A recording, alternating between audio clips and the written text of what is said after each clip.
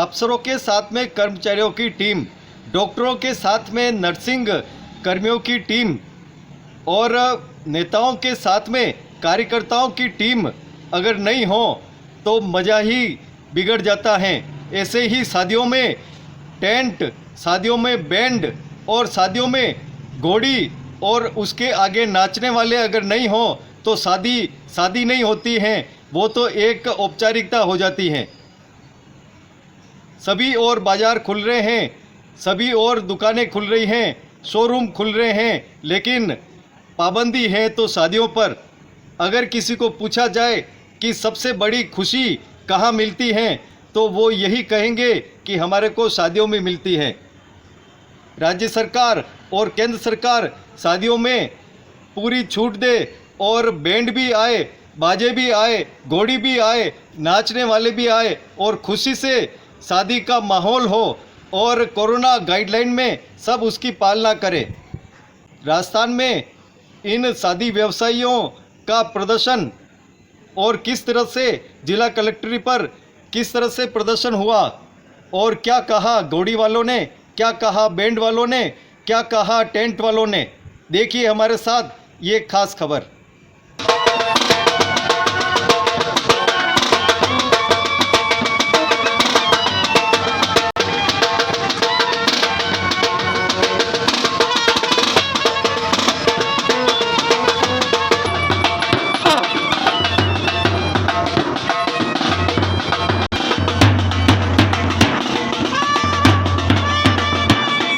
Band बाजों की ये मधुर ध्वनियाँ और सजे धजे घोड़ों की ये सवारियाँ आपने अब तक शादी ब्याह और मांगलिक आयोजनों में देखी होगी, लेकिन आज ये अपनी व्यथा सुनाने के लिए राज्य सरकार और केंद्र सरकार को आए हैं। बैंड वाले हों, बारात वाले हों, टेंट वाले हों, घोड़े वाले हों, सभी अपनी व्यथा सुनाने के लिए जिला कलेक्ट्री पहुँचे।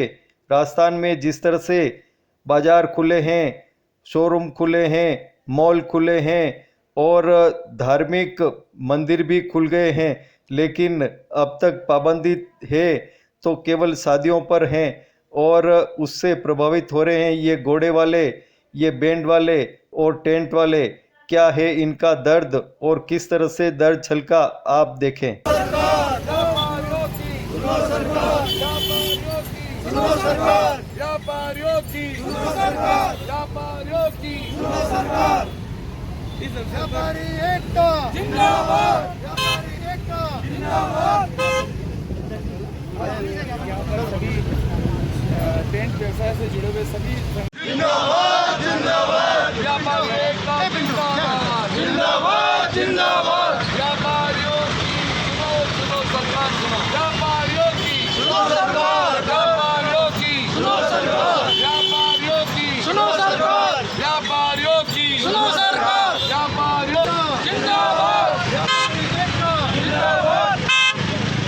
पूरे राजस्थान के अंदर अनलॉक की स्थिति बनती जा रही है, लेकिन दुर्भाग्य से हमारे किराया जो टेंट व्यवसायी है, जिनका गार्डन है, जो घोड़ी का व्यवसाय करते हैं, जो बैंड का व्यवसाय करते हैं, जो इवेंटमेंट का व्यवसाय करते हैं, जो मैनेजमेंट करते हैं, मतलब मेरा ऐसा निवेदन है कि ये सारे ही पूरे राजस्थान के अंदर इफ़ेक्ट हो रहे हैं।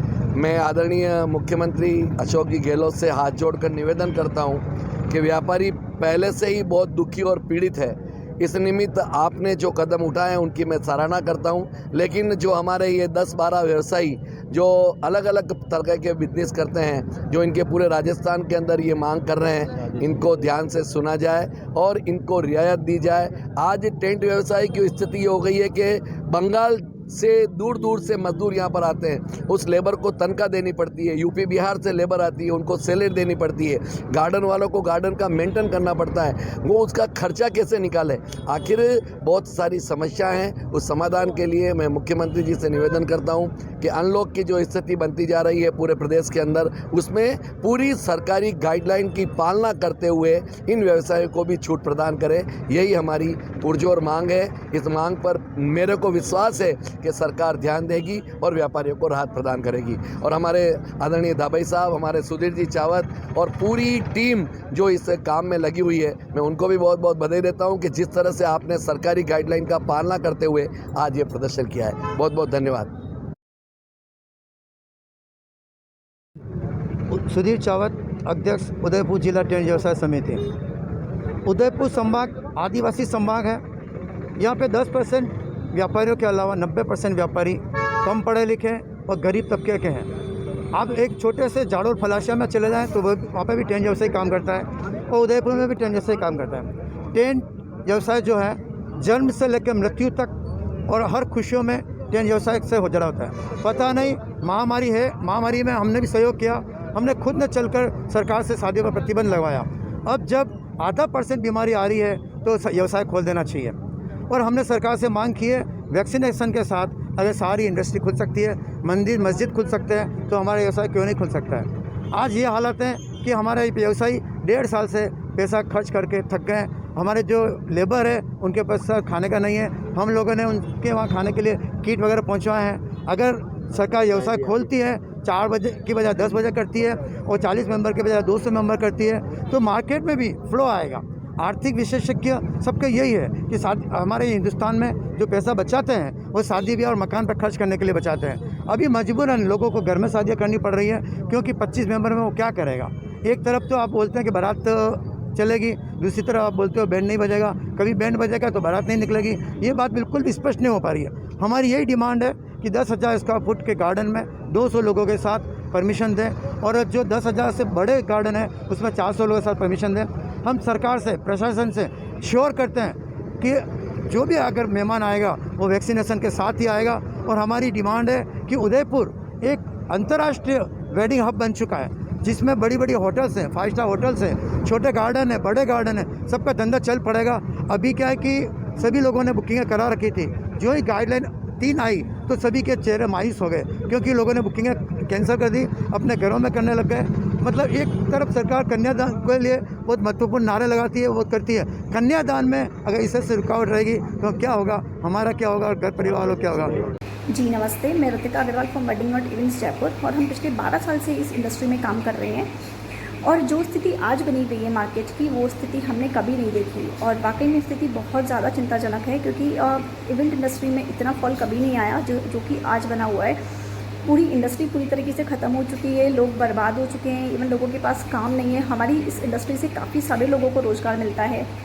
इवेंट इंडस्ट्री मतलब पूरी एंटरटेनमेंट इंडस्ट्री जिसमें इवेंट मैनेजर्स हैं, टेंट पर्सनस हैं, कैटरर्स हैं, फोटोग्राफर्स हैं, आर्टिस्ट हैं और काफ़ी सारे लोग हैं जिनको हमारी इंडस्ट्री से काम मिलता है। काफ़ी सारे लेबर क्लास भी है जो हमारे साथ में काम करती हैं। तो इन सबको सीधा सीधा इस चीज़ का असर हुआ है क्योंकि हमारे पास काम नहीं होगा तो हम उनको भी काम नहीं दे पाएंगे। और सबसे बड़ी बात है कि सबको ये कहीं ना कहीं उम्मीद थी कि पिछले लॉकडाउन के बाद में थोड़ा सा मार्केट ठीक होगा, दिसंबर तक आते आते थोड़ी स्थितियाँ सही भी हुई। ज़्यादा नहीं तो 50, 100, 200 लोगों में शादियाँ होनी स्टार्ट भी हुई थी।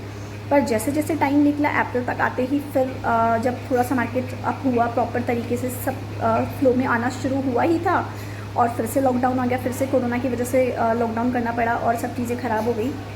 इवन जितने इवेंट्स थे सारे कैंसिल हो गए, सब कुछ बुकिंग्स कैंसिल करनी पड़ी और उसका काफ़ी बड़ा हम लोगों को नुकसान हो क्योंकि हमारे यहाँ पे जितना भी हमारे जो बेसिक खर्चे वो तो सब कुछ हो ही रहे हैं, स्टाफ की सैलरी एंड ऑल। तो ऐसे में स्थिति बहुत ज़्यादा ख़राब बनी हुई है और स्थिति के साथ लड़ना बहुत मुश्किल है। तो अब हमारी सिर्फ अब जो लॉकडाउन खुला भी है, जितनी सारी राज्य सरकारें उन सब ने अपनी अब सब जगह पे शादियों की जो लिमिट है वो 16 लोगों तक की कर दी है। और पर अगर हम राजस्थान की बात करें तो राजस्थान में अभी भी सिर्फ 45 to 50 पैक्स की 50 लोगों की अनुमति मिली है गवर्नमेंट, जिसमें भी 15 वर्कर्स अलग होंगे, जिसमें से 10 बैंड बाजे वाले हैं, 35 फैमिली के लोग हैं। तो ऐसे के अंदर ऐसे में हम जैसे लोगों को या जितने आर्टिस्ट हैं, जितने बाकी लोग हैं, उनको काम मिलना बहुत मुश्किल है। तो हमारी राज्य सरकार से सिर्फ एक ही अपील रहेगी कि हमारे बारे में भी सोचें। और हमसे काफ़ी सारे लोग जुड़े हैं इस इंडस्ट्री से, काफ़ी सारे लोगों को रोज़गार मिलता है, तो इन सब के बारे में भी सोच समझ के फैसला लें क्योंकि इससे काफ़ी सारे घर चलते हैं और काफ़ी लोगों को रोज़गार मिलता है। तो मेरी सरकार से यही अपील रहेगी कि जितना जल्दी हो सके इस लॉकडाउन को ख़त्म करें और थोड़ा सा एक प्रॉपर गाइडलाइन के साथ में आप मार्केट को स्टार्ट करिए फिर से। और ताकि जितने भी लोग हैं, ताकि काम हमारा फिर से स्टार्ट हो सके और जितने लोग उनको रोज़गार मिल सके। Thank you so much.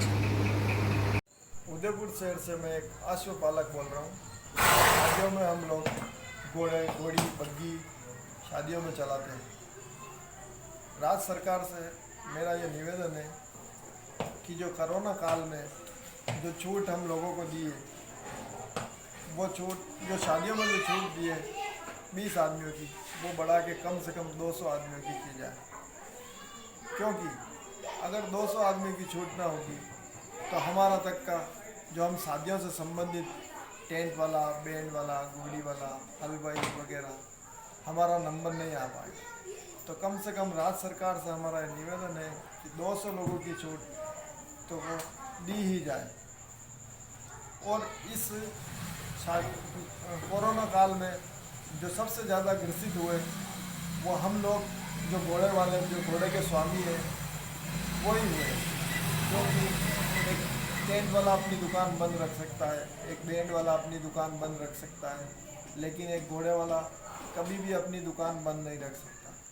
क्योंकि उसको घोड़े को जो खिलाना है वो तो उसको खिलाना ही है। पर डे का 300 रुपये एक घोड़े का प्रतिदिन का खर्चा होता है।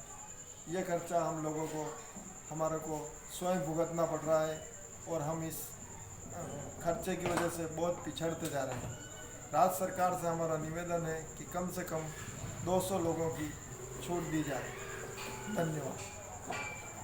200 आदमी की कम से कम हमें जो परमिशन मिले शादी के अंदर, और टाइम हमारा 9 से 10 का रात्रि का हो। 4 बजे तक के लिए क्या अनुमति है, कौन शादी करेगा? और उसके अलावा भी जो 10 आदमी की परमिशन थी, 10 आदमी में कैसे करें? हमारे पास तो 50 आदमी का स्टाफ है, उनकी हम भरपाई कैसे कर पाएँ? और पिछले वाले लॉकडाउन में हमारे साथ ये मामला हो गए, अभी भी ये मामला हो गए, तो हमारे से जुड़े हमारे वैसे हमारे कर्मचारी सब बहुत परेशानी का सामना कर रहे हैं। इसलिए इस हल के लिए हम ज्ञापन देने के लिए आए कलेक्टर साहब को। तमाम जो मैं हरीश कुमार भट्ट, उदयपुर हलवाई विकास कैटर समिति का अध्यक्ष। 2 वर्ष से हमारे हलवाई व्यवसाय को मंदी लगी हुई है। जब से कोविड-19 शुरू हुआ है, विगत 2 साल से हमारे हलवाई एसोसिएशन के सभी कार्यरत सदस्य इससे परेशान हैं। हमने करीब 2-4 बार ज्ञापन देकर मुख्यमंत्री महोदय को इस तरह उनका ध्यान आकर्षित करने की कोशिश करी कि श्रीमान, कोई धार्मिक स्थल, कोई विशाल रैलियां वगैरह सभी चीज हो रही है, कोई मॉल, कोई सब्जी मंडी, कोई बाजार सभी खुल गए हैं, लेकिन हमारे कोरोना काल में हमारे इस हलवाई धंधे को सिर्फ 11 की परमिशन थी और 11 की परमिशन से 2-3 बार ज्ञापन देने के बाद मात्र 40 की परमिशन करी है। और उस 40 में भी 25 मेहमानों और 10 बैंड वालों को और 5 अन्य लोगों को शामिल किया गया है। हमारी राजस्थान सरकार से ये अपील है, ये गुहार है कि कम से कम 200 मेंबर और अधिक से अधिक 400 मेंबर की परमिशन दी जाए, जिससे हमारे हलवाई व्यवसाय में कार्य करने वाले मजदूर, ठेकेदार और अन्य सभी जुड़े, हमारे व्यवसाय से सभी जुड़े व्यक्तियों को राहत मिल सके। आज हमारी स्थिति ऐसी हो गई है कि सभी के बच्चे बच्ची भूखे मरने की नौबत आ गई है।